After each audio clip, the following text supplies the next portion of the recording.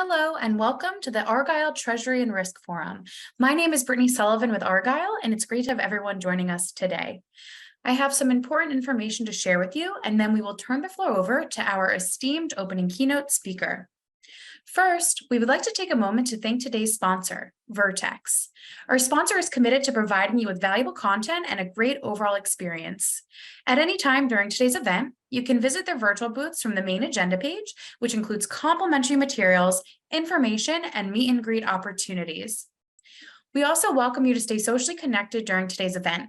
For those of you who are active tweeters, please use the hashtag ArgyleDigital and follow us on Twitter at ArgyleExecForum. Also be sure to follow Argyle on LinkedIn for special announcements. I would also like to take a moment to touch on our content neutrality policy, which we have curated based on the feedback we have received over the years from our members. We have worked closely with our speaking faculty to ensure that you receive a set of balanced and neutral viewpoints during the session today, and we truly appreciate our members' support of this policy. Finally, and most importantly, we would love to hear from you. So during each session, we encourage you to submit your questions and comments in the Q&A box on your screen. Following each presentation, we have set aside time for our speakers to weigh in on your questions. Thank you again for joining us. Now let's get started. Without further ado, I would like to introduce Shweta Pai, Chief Financial Officer at Book & Street. We are excited to have Shweta with us for her opening keynote titled Capital Allocation Strategies for Growth. Welcome, Shweta, and over to you. Thanks, Brittany. Hi, everyone. Thank you so much for having me. I'm going to talk about today capital allocation strategies for specifically for small businesses that are geared towards growth. We'll talk about some of the key trends that we see in the market for 2023 and the near term, as well as what are some of the key keys to success when you're thinking about capital strategies as a CFO and how to allocate the capital that you do have, which is very limited for small businesses.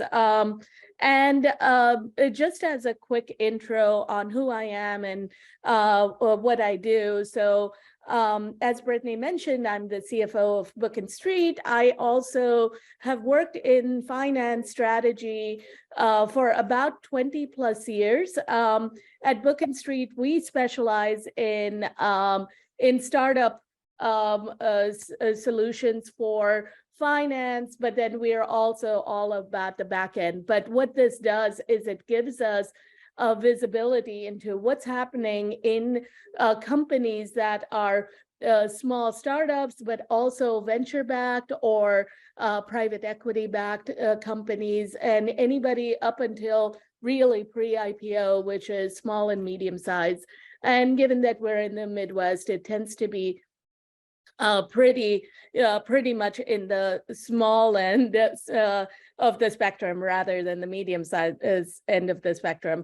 But just wanted to kind of give you that preview into that this is really what we do. And because of our visibility into this broader companies, when we go across industries, we also go across business evolutions. But one of the key things that we're constantly talking to our clients about are around capital allocation. It's so limited for startups and especially small companies that we have to be very clear on exactly how that capital gets allocated and how it's aligned to the overall growth and overall goal and objectives and vision for the company.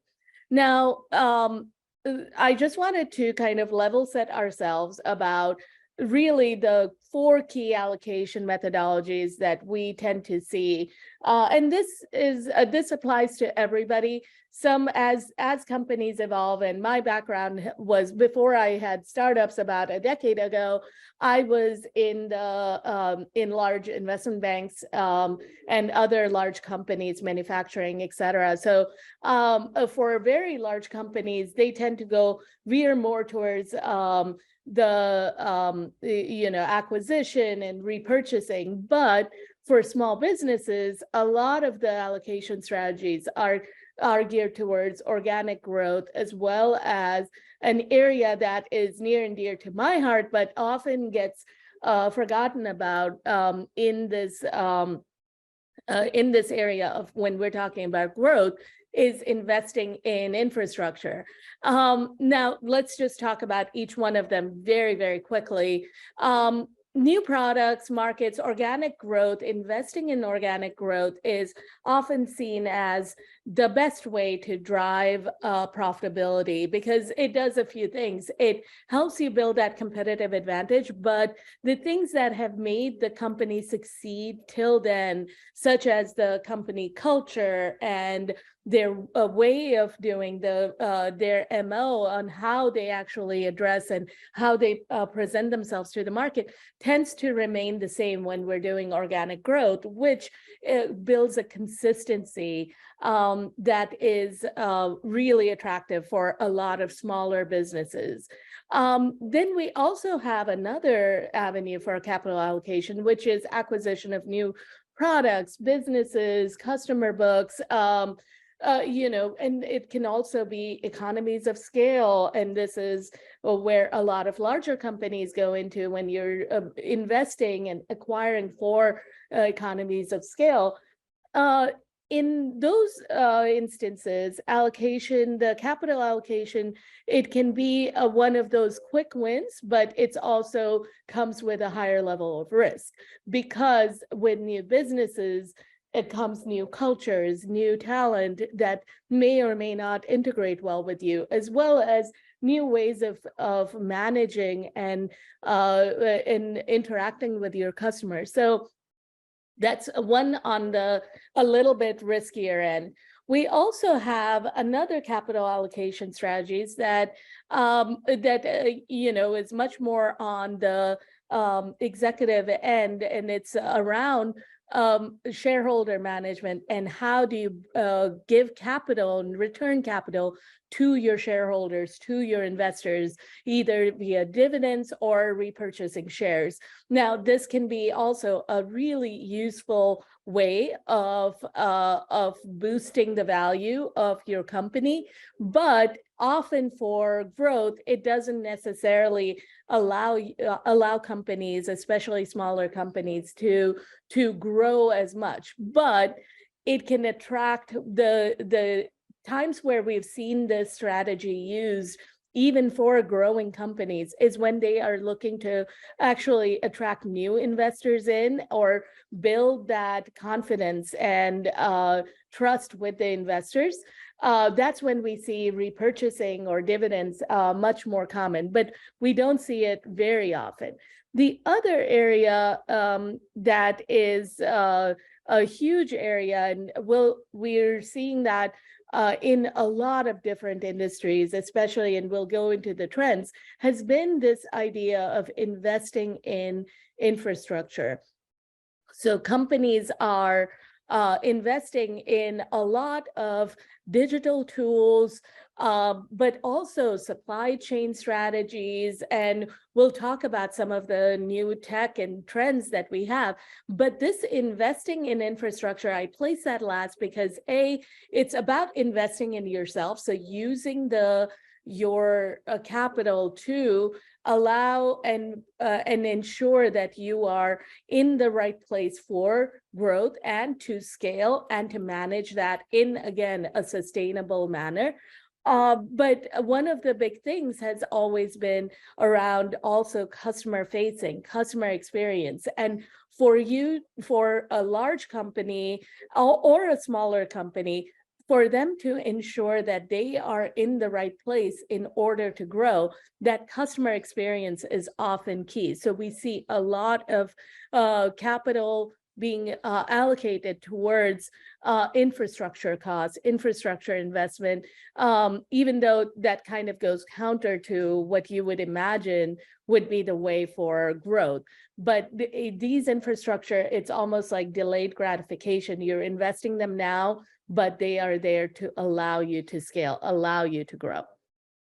Now, let's talk about the big trends. So what do we see as far as capital allocation for 2023? What are we seeing in the market?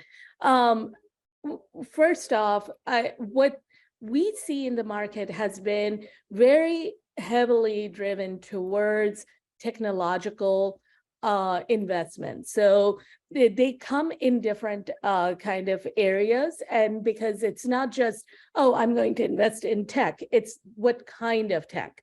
So one of the big areas has been what we talked about around digital transformation. This applies to customer experience, but it can also apply towards internal employee experience, as well as enhancing your processes internally. But we're seeing a lot around digital transformation, customer-facing digital transformation. The other thing that has kind of crept up over the past few years has been a huge amount of capital towards cybersecurity. What we're seeing is a lot of and we tended to see that often with large companies, but now even with smaller companies, and appropriately so, we're seeing a lot more security protocols, threat detection, awareness training.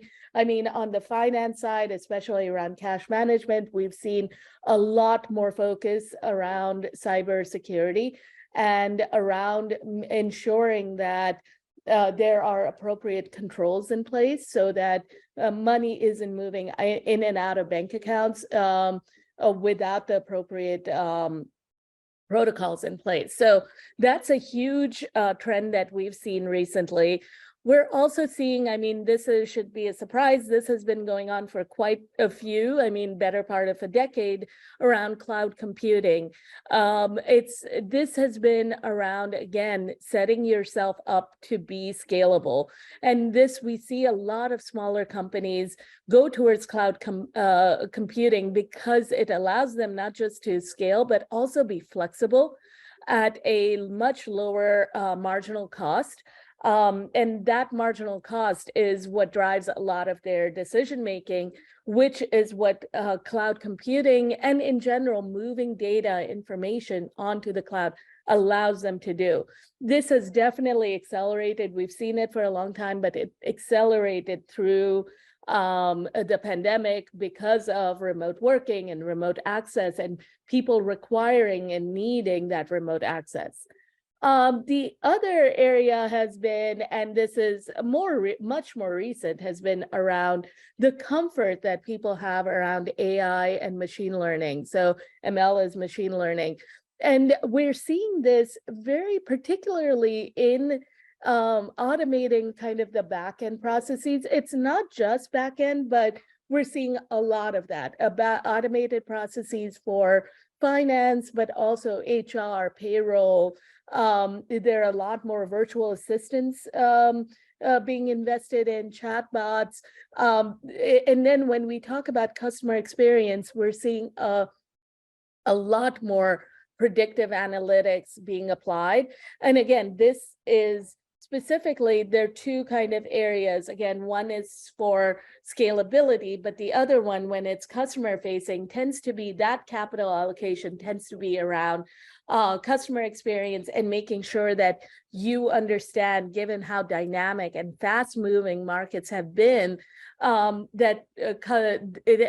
how powerful AI and ML can be in looking at predictive analytics and just data in general that so many companies have.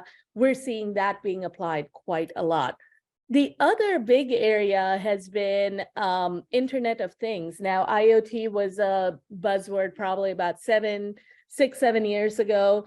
But now what we're seeing is people are talking less about it, but what's happening is that there are a lot of interconnected devices coming in, and this is being used specifically to streamline operations. And again, we're seeing that used for growth in order to grow fast and grow into new markets, new products, but doing that with streamlined operations. We're seeing this being applied to logistics, supply chain strategies, as well as anything around how information is moving through the companies as well. So that has been a very interesting kind of top big investments that we continue to see. And I mean, this is on this, if we put aside the acquisition and inorganic growth, these are kind of where we're seeing a lot of energy being put into. And one big thing I should also mention is, while a lot of companies are using these tools to make themselves operate better and to grow, there's also a whole other part where it's these same tools, but they're being used to actually go into new markets, into new products, develop new products using AI and ML, using digital transformation, providing and opening yourselves up to a completely new geography, a completely new customer segment that was never there before. So we're also seeing that on both sides, both organic growth as well as investment in infrastructure. So those are kind of the top ones that we thought of that just came off the top of our heads. But one key thing that we also I really wanted to kind of talk about was capital allocation. And when you have a lot of capital through, either your own growth, or, if you're bootstrapping, or through investors or a capital raise, what have you, whenever we see capital allocation methodologies be used, one of the big differentiators for success has been around how well the executive team can manage communication on what that capital is meant to do and what that capital allocation is driving, and how it's going to drive growth. And so shareholders, who are the biggest stakeholders in this capital allocation, are almost always hungry for communication, but we see that when they don't get it, that's when things can contract quite a bit. So for effective capital allocation, what we found almost always has been when the executive team has transparent communication with their shareholders. By transparent communications, it's not just about letting them know, hey, this is what we're using this capital for, but it's also to build in goals, objectives, metrics, KPIs, dashboards around what do we expect to get from this capital? What is the ROI? How are we tracking that ROI? What is the expected kind of, for the plan? How does this fold into our budget, into our forecast? How does this flow into other areas of our existing business? And the ones that the key to transparent communication has also been the executive team that provides context. And this we find doesn't happen as often as you would expect. But when teams are often making these decisions, they know a lot about the market, the competition, what are the requirements, of what kind of a risk are they really taking, but that doesn't get translated down to the shareholders or investors on a regular basis. But the executive teams that actually do provide that kind of context are the ones that tend to succeed really well. And where and the other thing has also been in tandem with this, and this is very rare, but does happen more for small companies than for larger companies, is feedback loop with your key investors or your board. But having that feedback loop, that consistent communication, not only gets buy-in from the shareholders, but also you get different perspectives. So we see a lot of executive CEOs, owners, founders do this. And when they open that feedback loop up and provide that consistency for investors, that's when there is almost always a buy-in and also support, whether it's through opening them up to other ideas, but also to other networks that the investors may have, et cetera. And of course, this goes without saying, one of the keys to success is always to have decision support built into how you're going to course correct your capital allocation if as appropriate. Now, we can't really talk about capital allocation without referring to how we mitigate risk. One of the big ways that we have seen it has been around risk mitigation, but risk mitigation almost, it goes into kind of 4 big buckets. A due diligence, so thorough analysis of your market, your growth prospects, who's your competition, what is the expected liquidity, returns, etc. That's required. It's almost table stakes.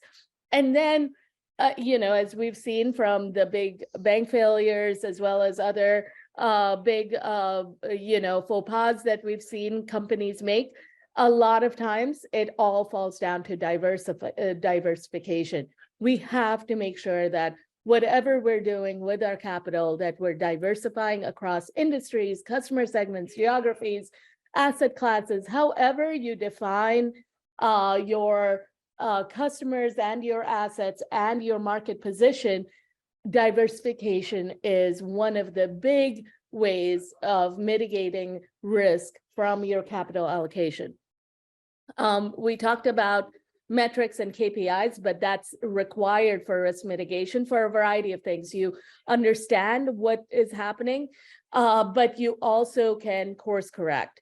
The key here has been, and we have to remind a lot of our clients, is that we have to make sure that our KPIs and dashboards have leading and lagging indicators. Lagging indicators are typically the ones that everybody kind of goes towards, but leading indicators are often the ones that can really help you with decision support and making the right decisions.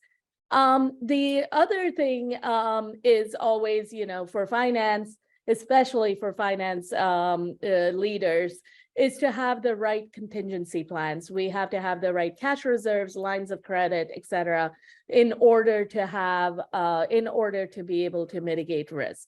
So these are kind of the big key areas of mitigating risk for however you choose to do your capital allocation.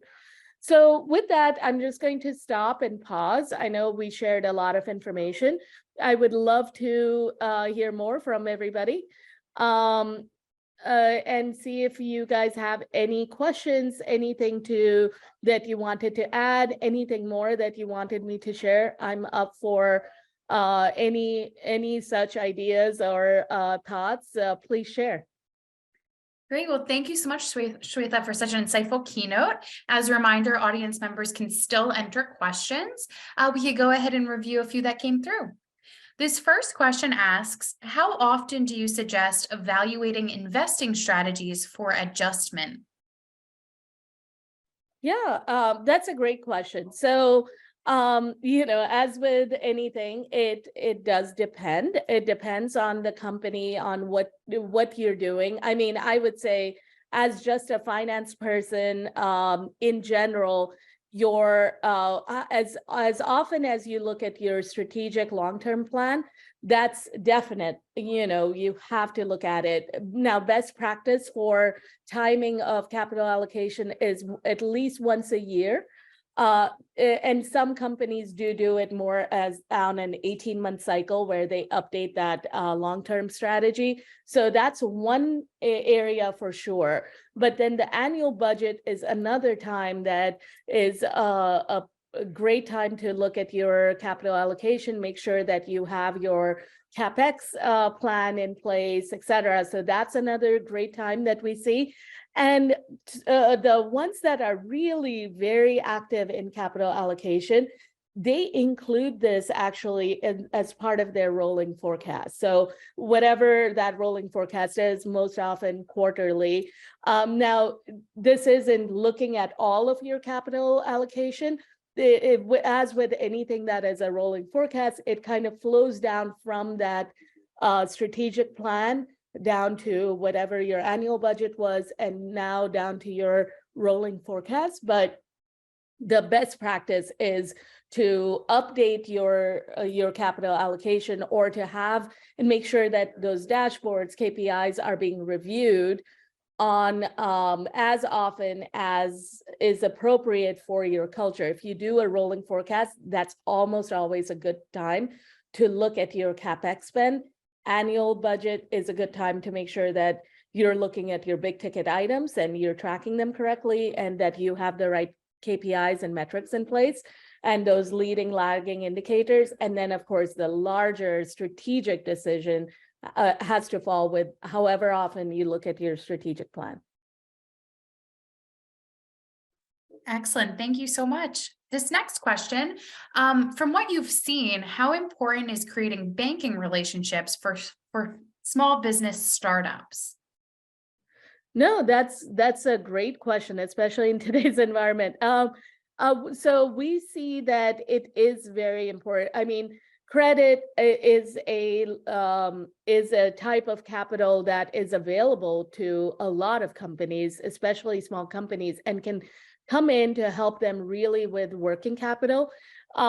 Where it tends to be most applicable are the type of companies that are most at that have working capital risks. So that's where we see a lot of banking relationships. But again, like with anything, we'd always look at maintaining those banking relationships, but also having a contingency that is diversified. So if you're going to go with a regional bank that is very specialized, or a niche bank, also have a line of credit ready with a global large bank, or vice versa, so that you can make sure that you have available lines of credit at whichever, for whatever you need to do, and regardless of what happens to the broader macro environment.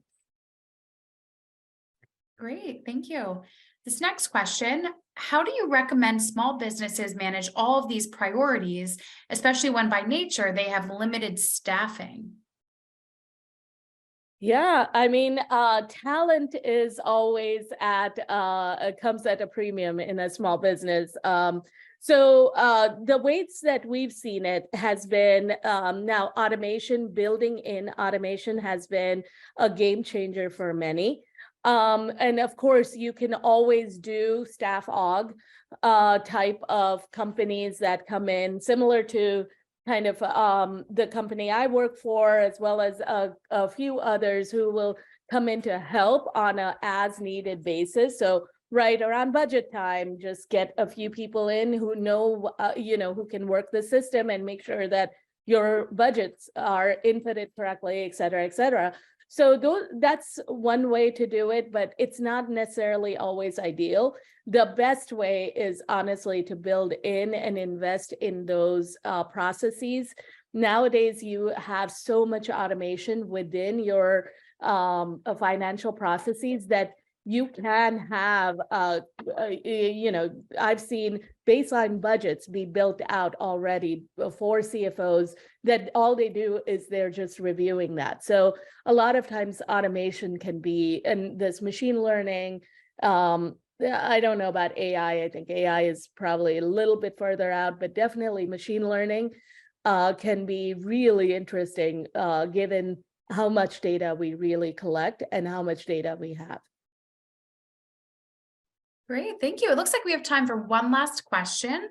What are best practices for ensuring cash flow needs are met, especially during times of economic uncertainty? Yeah, I mean, cash is always king, as we all know, especially for small businesses. So effective cash flow management strategies include, working capital management has to be prioritized.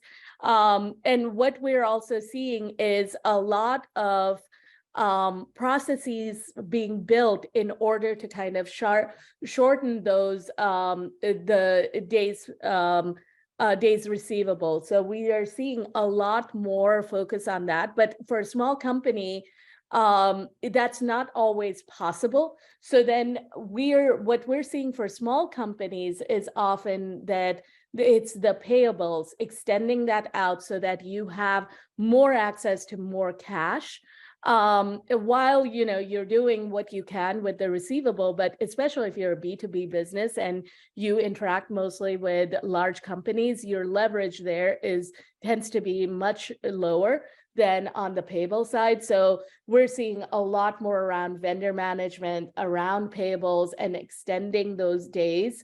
So those are kind of the big trends that we're seeing around working capital. Around CapEx, and around capital for a more immediate capital, again, it goes down to for small businesses, they tend to be very strategic. But what we're seeing is a lot of companies invest in sustainable technology that allows them to scale really fast. And it all depends on the kind of growth that they've seen.